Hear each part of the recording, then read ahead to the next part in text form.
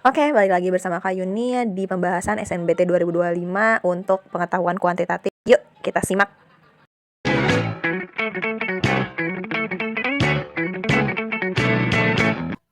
Barisan aritmatika U1, U2, U3 yang semua suku bilangan bulat memiliki bedanya 5. Ya, apakah U2025 itu ganjil? Putuskan apakah pernyataan 1 dan 2 cukup untuk menjawab pernyataan berikut. Kita coba cek di sini barisan aritmatika. Dia itu bulat. Kemudian bedanya 5. Nah, berarti kita harus cek dalam keadaannya seperti apa. Gitu ya. Ganjil atau genap. Nah, pertama kita harus tahu dulu bentuk dari barisan aritmatikanya seperti apa. Karena di sini nggak tahu mulainya seperti apa, maka yang pertama, kalau bedanya itu ganjil, maka si soal atau si barisan aritmatika tersebut akan selang-seling. Apa yang selang-seling tuh? Dia itu akan ganjil, genap.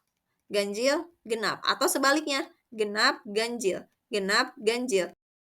Nah, berarti kalau misalkan kita ambil ya, contoh kasusnya, misalkan kita mulai dari 4 deh. Berarti bedanya 5, berarti 9. Kemudian tambahin lagi 5, berarti dapat berapa? 14. Dan seterusnya. Gitu ya. Nah, kalau ganjil misalkan 5, berarti jadi 10, 15, 20 dan seterusnya. Selang-seling kan? Genap ganjil gitu. Atau kalau dari ganjil dulu, ganjil genap selang-seling. Tapi nanti kalau bedanya itu genap ya, kalau bedanya itu genap, berarti dia konsisten. Konsistennya gimana? Konsisten genap terus atau konsisten ganjil terus. Ini selalu seperti ini ya. Jadi mesti diingat. Nah, informasi berikutnya adalah apakah U1 kali U2 genap, U2 kali U4 genap ini bisa menjawab dari pertanyaan tersebut gitu ya. U2025. Nah, berarti kita mesti cek nih. Nah, kalau perkalian gitu ya, kalau ada genap dikali dengan ganjil, kemudian kalau ganjil dikali dengan genap, kemudian genap dengan genap, nah, hasilnya gimana? Ini akan menghasilkan genap.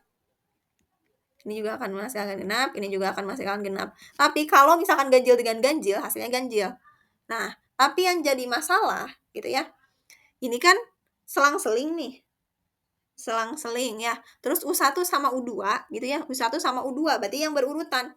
Berarti yang mungkin itu adalah yang ganjil kali genap atau genap kali ganjil. Tapi masalahnya gitu ya, apakah bisa menjawab U2025 ganjil? Kan enggak. Kenapa enggak? Karena kita nggak tahu dia mulainya itu dari genap dulu atau dari ganjil dulu. Maka untuk pernyataan 1 itu salah. Sekarang kita cek untuk pernyataan 2. Pernyataan 2 itu adalah U4 sama U2. Berarti yang ini nih.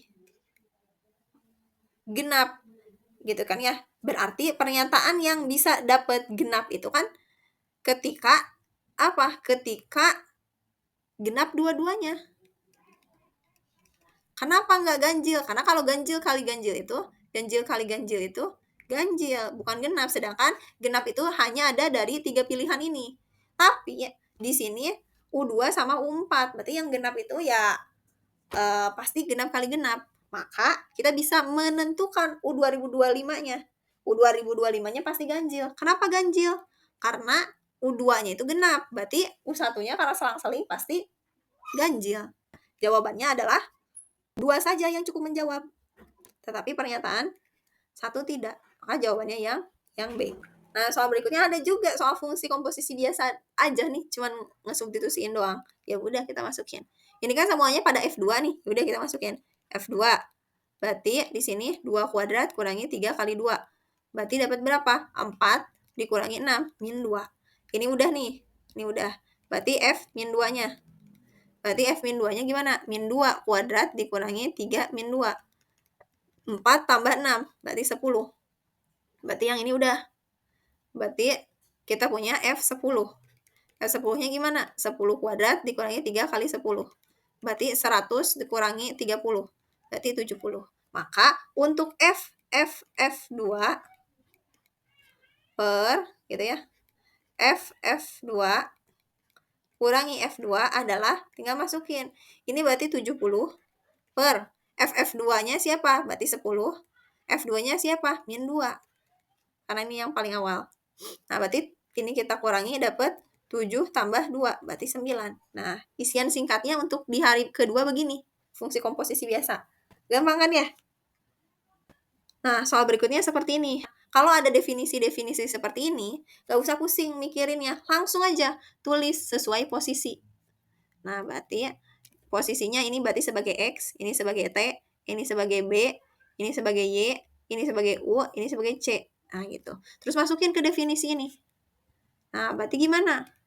Berarti kita punya gitu ya, U-nya itu berarti A, dikali C-nya itu berarti 2, X-nya itu berarti 3, kurungin, dikurangi, T itu 7, U itu A, gitu ya, dikurangi, U itu A, kurung lagi, dikali B itu 5, dikurangi Y itu 6.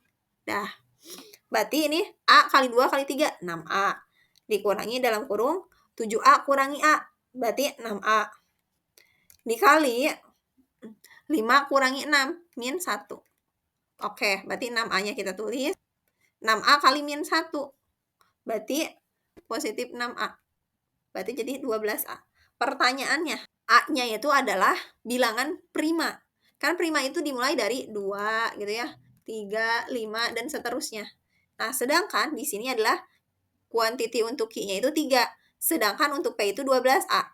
Yang terkecilnya aja 2 primanya. Kalau 2 kali 12 aja udah 24. Lebih besar si P. Kalau 3, kalau 5, dan seterusnya juga sama. Pasti lebih besar. Artinya konsisten.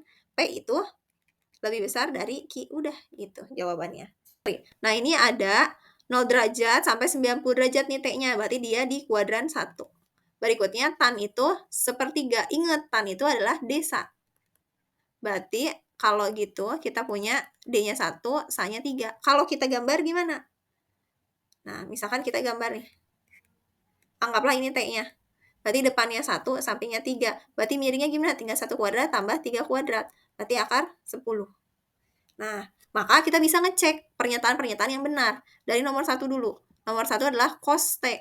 Cos T itu adalah apa? Cos itu sami, gitu ya. Sami, sampingnya 3, miringnya akar 10. 3 akar 10, oh salah, berarti 1 salah, 3 salah. Kenapa? Karena 3 dan 1 itu selalu berpasangan. Jadi nomor 3 nggak usah dicek. Menghemat waktu ya, gitu. Yang kedua, sin T. Sin T itu apa? Demi.